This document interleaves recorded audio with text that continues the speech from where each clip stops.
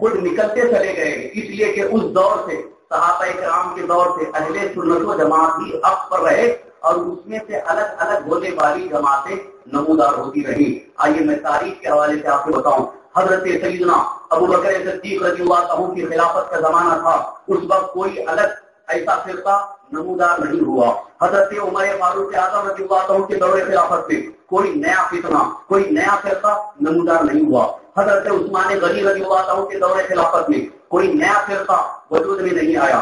حضرت علی مرتضیٰ رضی اللہ عنہ کی خلافت کا دور تھا، اس وقت جب حضرت امیر معاویہ اور حضرت علی رضی اللہ عنہ کے درمیان اختلاف ہوا، آپس میں تھوڑی سی انبن ہو گئی۔ خلافت کے سلسلے میں جب تختیش ہوئی ہے تو ان کی نوبت، اس سلسلے میں جنگ کی نوبت آ گئی تھی، تو بہت سارے صحابہ کرام نے بیٹھ کر کے یہ تجویز پاس کی کہ دو حکم مقرر کیے جائیں، دو فیصل مقرر کیے جائیں، اور یہ دونوں جو فیصلہ کریں گے اس کو دونوں جماعتیں مانیں۔ یعنی صحابہ کرام ہی میں سے دو گروپ ہو گئے تھے، ایک حضرت علی رضی اللہ عنہ کی طرف اور ایک حضرت امیر معاویہ رضی اللہ عنہ کی طرف، لیکن دونوں اہل سنت و جماعت، دونوں اہل سنت و جماعت ہیں، الگ الگ نہیں تھے۔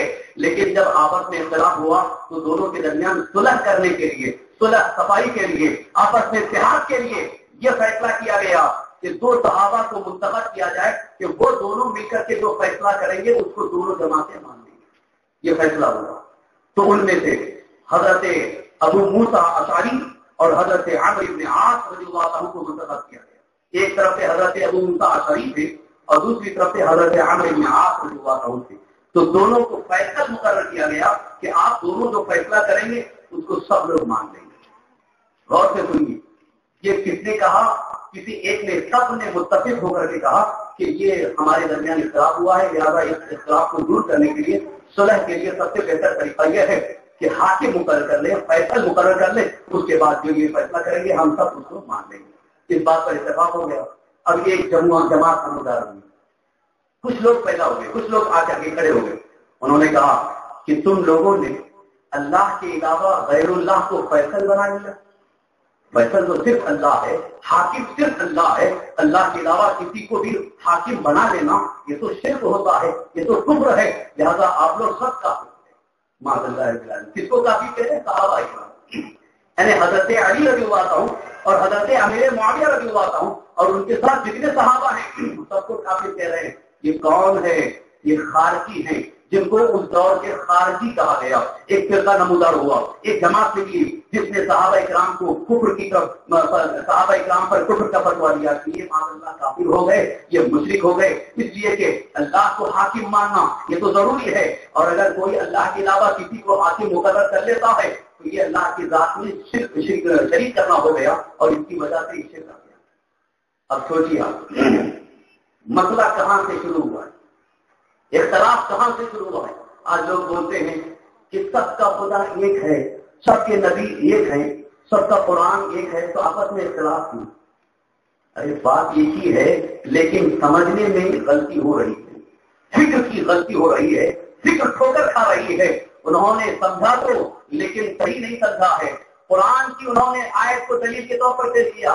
آج بھی بہت سارے لوگ قرآن کی آیت کو دلیل میں پیش کرتے ہیں کہ ہم تو قرآن کی دلیل دے رہے ہیں۔ آج کی بات صحیح ہے، اس دور کے خارجی فرقے نے دلیل دی ہے کہ قرآن میں اللہ کا فرمان ہے، ان الحکم الا للہ، فیصلہ کو صرف اللہ کا ہونا چاہیے۔ اللہ نے فرما دیا ہے ان الحکم الا للہ، کوئی فیصلہ نہیں سوائے اللہ۔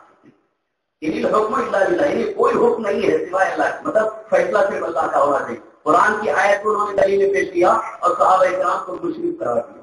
اب آپ سوچئے کہ معاذ اللہ صحابہ کرام کو مشرک کہہ رہے ہیں تو کیا یہی ہم پر ہو گئے جنہوں نے صحابہ کرام کو مشرک کہا ہے، جنہوں نے صحابہ کرام کو کافر کہا ہے؟ کس بنیاد پر کافر کہہ رہے ہیں؟ قرآن کی آیت کی بنیاد پر کافر کہہ رہے ہیں، قرآن کی آیت سے دلیل پکڑتے ہوئے مشرک کہہ رہے ہیں۔ اب آئیے میں آپ کو بتانا چاہوں اس وقت صحابہ کرام نے کیا کیا تھا، ان کا کیا طرز عمل تھا، ان کا کیا طرز انداز تھا۔ حضرت علی رضی اللہ عنہ نے حضرت عبداللہ ابن عباس رضی اللہ عنہ کو بھیجا کہ جاؤ انہیں پہلے سمجھاؤ، انہیں بتاؤ کہ قرآن کی آیت تو ہے لیکن تم نے سمجھا نہیں ہے، قرآن میں اللہ کا فرمان ہے انل حکم الا للہ، اس کا مطلب یہ نہیں ہے کہ اس کے علاوہ کسی کو بھی فیصل مقرر کر لیا جائے تو شرک ہو جائے گا، بلکہ اس کا مطلب یہ ہے کہ حاکم حقیقی مانا جائے تو صرف اللہ کو مانا جائے، اور اللہ کی عطا سے کوئی دوسرا حاکم ہو سکتا ہے، اللہ کی عطا سے کسی کو فیصل مقرر کیا جا سکتا ہے۔ حضرت عبداللہ بن عباس رضی اللہ عنہ نے سمجھایا مگر وہ سمجھنے کے لیے تیار نہیں، قرآن میں تو اللہ کا فرمان ہے ہم اسی پر اٹل رہیں گے، اس کے علاوہ ہم کچھ نہیں مانیں۔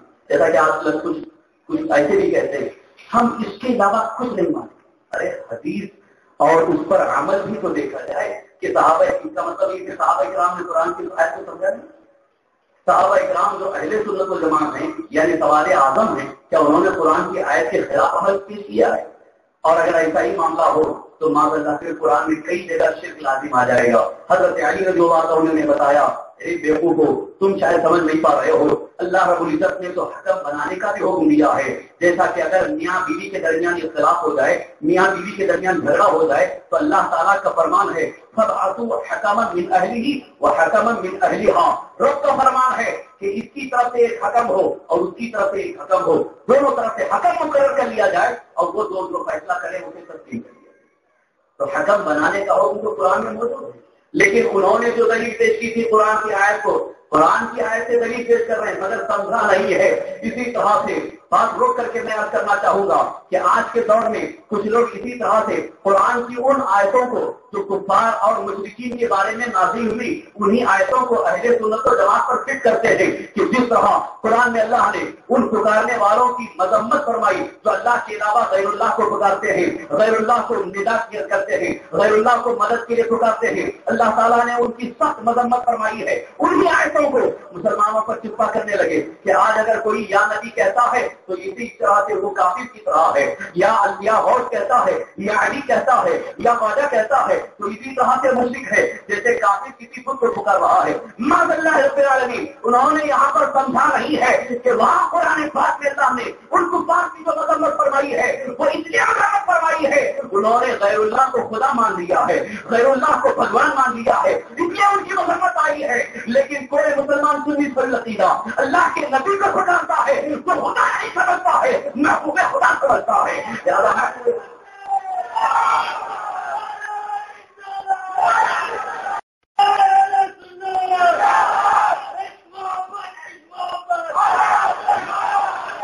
آج کل کچھ لوگوں نے اسی بات کو مشہور کرنا شروع کیا ہے کہ یا اللہ جیسے کہتے ہو اسی طرح سے یا رسول اللہ اگر کہہ دیا تو شرک ہو گیا، اس لیے کہ تم اللہ کو پکارتے ہو یا اللہ اور رسول کو بھی پکار رہے ہیں یا رسول اللہ، تو گویا جس طرح اللہ کو پکارا جا رہا ہے ویسے ہی رسول کو بھی پکارا جا رہا ہے، یہ تو شرک ہو گیا۔ اور قرآن کی وہ آیتیں فٹ کرتے ہیں کہ یہاں پر جیسے کہ قرآن میں اللہ نے ان کی مذمت فرمائی جو بتوں کو پکارتے تھے، لا عزا حبل وغیرہ ان کے نام لے کر کے پکارتے تھے، ان کے لیے اللہ نے بہت سخت مذمت فرمائی، مگر یہاں انہوں نے سمجھا نہیں ہے کہ وہاں مذمت جو ہے وہ توحید کے خلاف ہونے کی بنیاد پر ہے کہ عقیدہ توحید کے خلاف ہے۔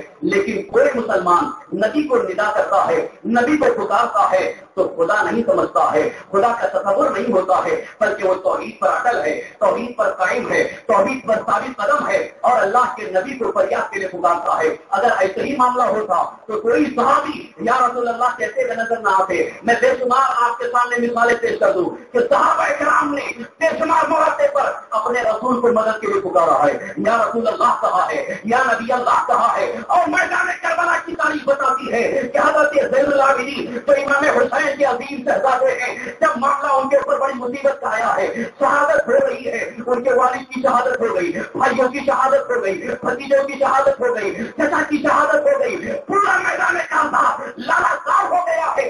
امام زین العابدین نے اس وقت ندا کے طور پر پکارا تھا، یا رحمت للعالمین ادرکنی زین العابدین، اے رحمت للعالمین زین العابدین پر رحم فرمائیے۔ کس نے پکارا تھا؟ حضرت امام زین العابدین جو امام حسین رضی اللہ عنہ کے شہزادے ہیں، جن سے نسل رسول چلی ہے، جن سے اولاد رسول چلی ہے، جن سے سادات چلے ہیں، وہ امام زین العابدین میدان کربلا سے پکار رہے ہیں۔ کس کو پکار رہے ہیں؟ رحمت للعالمین کو پکار رہے ہیں، اللہ کے نبی کو پکار رہے ہیں۔ اگر اللہ کے نبی کو پکارنا شرک ہو جائے تو سارے سادات معاذ اللہ رب العالمین جن کے عظیم والد حضرت امام زین العابدین معاذ اللہ مسلم ہو گئے۔ نعوذ باللہ من ذالک۔ لہذا حضرت امام زین العابدین رضی اللہ عنہ جانتے ہیں کہ اللہ نے ہمارے آقا کو مدد کے لیے ایسا عظیم انسان بنا کر کے بھیجا ہے کہ جو انہیں پکارتا ہے رسول اعظم صلی اللہ علیہ وسلم اس کی فریاد کو پہنچتے ہیں، اس کی مدد فرماتے ہیں۔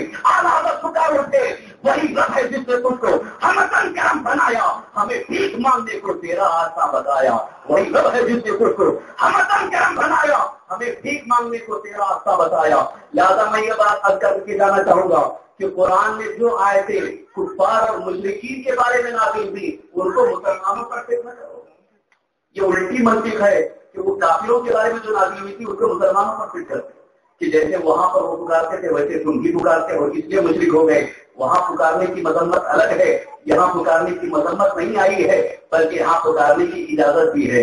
اگر ایسا ہی معاملہ ہو تو میں ایک حدیث پاک آپ کے سامنے دلیل کے طور پر پیش کروں تاکہ سارے اہل حدیث کو بھی اس کا علم ہو جائے جو حدیث پر عمل کا دعویٰ بھی کرتے ہیں اور حدیث کو چھوڑتے ہوئے نظر آتے ہیں، حدیث کے خلاف عمل کرتے ہیں۔ ترمذی شریف کی حدیث ہے، حضرت عثمان ابن حنیف سے مروی ہے، ایک نابینا صحابی بارگاہ مصطفیٰ میں حاضر ہوئے اور کہنے لگے یا رسول اللہ صلی اللہ تعالی علیہ وسلم مجھ پر کرم کی نظر فرما دیں، میں نابینا ہوں، مجھے آنکھ مل جائے۔ اور کہہ رہے ہیں صحابی رسول نابینا ہے۔ آج اگر کوئی اندھا کسی ڈاکٹر کے پاس جائے اور کہہ دے کہ ڈاکٹر صاحب مجھے آنکھیں دے دیجیے، کوئی ڈاکٹر دے سکتا ہے؟ ڈاکٹر آنکھ میں کوئی تکلیف ہو تو علاج تو کر سکتا ہے، لیکن جو آنکھیں چلی گئی اس کو آنکھیں نہیں دے سکتا ہے۔ ڈپلیکیٹ لگا تو سکتا ہے لیکن آنکھیں جو قدرتی ہے وہ نہیں آ سکتی ہے، آنکھوں کا نور نہیں آ سکتا ہے، آنکھوں کی وصیت نہیں آ سکتی ہے۔ لیکن رسول اعظم صلی اللہ علیہ وسلم کی بارگاہ میں صحابی نے عرض کیا ہے تو حضور نے یہ نہیں کہا میں کچھ نہیں کر سکتا، میرے پاس کچھ اختیار نہیں ہے، جاؤ اللہ کی بارگاہ میں۔ حضور نے فرمایا کہ اگر تم اس پر صبر کرو تو تمہارے لیے آخرت میں بہت اچھا انعام ملے گا۔ انہوں نے کہا حضور میں چاہتا ہوں کہ مجھے دنیا میں بھی مل جائے، آنکھیں نصیب ہو جائیں۔ تو سرکار دو عالم صلی اللہ علیہ وسلم نے ارشاد فرمایا میں تمہیں ایک دعا کی تعلیم دیتا ہوں، لہٰذا اس دعا کو پڑھ لینا، انشاءاللہ تمہاری آنکھوں میں نور آ جائے گا۔ اب اس دعا کو پڑھو اور یاد کر لو ہمیشہ کے لیے۔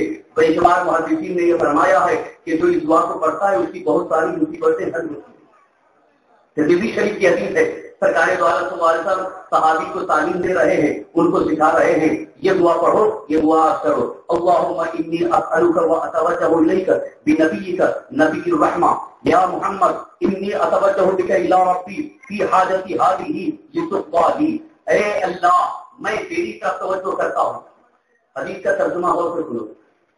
اگر کوئی یہ کہ نہیں انہوں نے تو دعا کیا تھا اس لیے مل گئی تھی، آج کل کچھ لوگ یہ بھی کہیں گے کہ وہ تو دعا کر لیا تھا اس لیے مل گئی تھی، مگر دعا کے الفاظ پر تو غور کرو کہ کیسی دعا حضور نے سکھائی ہے کہ دعا کی تعلیم تو دے رہے ہیں مگر دعا کے الفاظ یہ بتا رہے ہیں کہ رسول کائنات صلی اللہ علیہ وسلم ارشاد فرماتے ہیں یہ دعا کرو اللہم انی اسألک واتوجہ الیک۔ اے اللہ میں تیری تجھ سے مانگتا ہوں اور تیری طرف توجہ کرتا ہوں، اسألک واتوجہ الیک بنبیک تیرے نبی کے وسیلے سے۔ دعا کے الفاظ پر اگر غور کیا جائے تو تمہیں سمجھ میں آ جائے گا کہ نبی صلی اللہ علیہ وسلم دعا بھی سکھا رہے ہیں مگر وسیلے کی تعلیم بھی دے رہے ہیں کہ حضور فرماتے ہیں اللہ سے مانگو، اللہ سے عرض کرو کہ اللہ میں تجھ سے مانگتا ہوں، تیری طرف توجہ کرتا ہوں تیرے نبی کے وسیلے سے جو رحمت والے نبی ہیں۔ اور پھر آگے ارشاد ہوتا ہے یا محمد، اے محمد صلی اللہ علیہ وسلم، یہ لفظ یا محمد پر غور کرو۔ اور ایک دوسری حدیث دوسری روایت میں یا رسول اللہ بھی، دوسری روایت میں یا رسول اللہ ہے، اس روایت میں عثمان بن حنیف کی ایک روایت میں یا محمد کا لفظ ہے۔ لہٰذا یہاں پکارنے کا حکم دیا حضور نے یا محمد انی اتوجہ بک الی ربی، اے محمد صلی اللہ علیہ وسلم آپ کے وسیلے سے میں اپنی رب کی طرف توجہ کرتا ہوں تاکہ میری حاجت پوری ہو جائے، میری ضرورت پوری ہو جائے۔ اے اللہ میرے آقا کو میری حاجت کی پوری کرنے میں ان کو سفارشی بنا دے، اللہم فشفعہ، اے اللہ ان کو میرے لیے سفارش بنا لے۔ یہ حدیث موجود ہے، صحابہ کرام کی گواہی موجود ہے کہ اس صحابی نے بس یہ دعا جیسی پڑھی آنکھوں میں نور آ گیا، اندھا تھا اکھیارا ہو گیا۔ یہاں پر دو چیزیں معلوم ہوئی، ایک تو یہ ہے کہ رسول کائنات صلی اللہ علیہ وسلم ارشاد فرماتے ہیں کہ اللہ سے دعا بھی کی جائے، اللہ سے مانگا بھی جائے تو اللہ کے نبی کے وسیلے سے وہ چیزیں ملتی ہیں. اگر وسیلے کی ضرورت نہ ہوتی تو رسول کائنات صلی اللہ علیہ وسلم یہ دعا کی تعلیم نہ دیتے. جیسا کہ آج کل کا خبیث نائک کہتا ہے کہ وسیلے کی کیا ضرورت ہے, وسیلے کی کوئی ضرورت نہیں ہے, ڈائریکٹ اللہ سے مانگو. یقیناً اللہ کے رسول صلی اللہ علیہ وسلم شرک کو مٹانے کے لیے آئے تھے, کفر کو مٹانے کے لیے آئے تھے, شرک کی تعلیم دینے کے لیے نہیں آئے تھے. اور کان کھول کر کے سن لو, رسول کائنات صلی اللہ علیہ وسلم کا ایک جملہ قیامت تک کے لیے ہوتا ہے, ان کا وہ عمل, ان کا وہ قول ہر مسلم کے لیے ہوتا ہے. لہذا حضور نے صرف اس صحابی کے لیے نہیں بتایا ہے, لہذا ہر مسلم کے لیے یہ عمل لازم ہو گیا ہے کہ اگر کوئی اس طرح سے حضور کی بات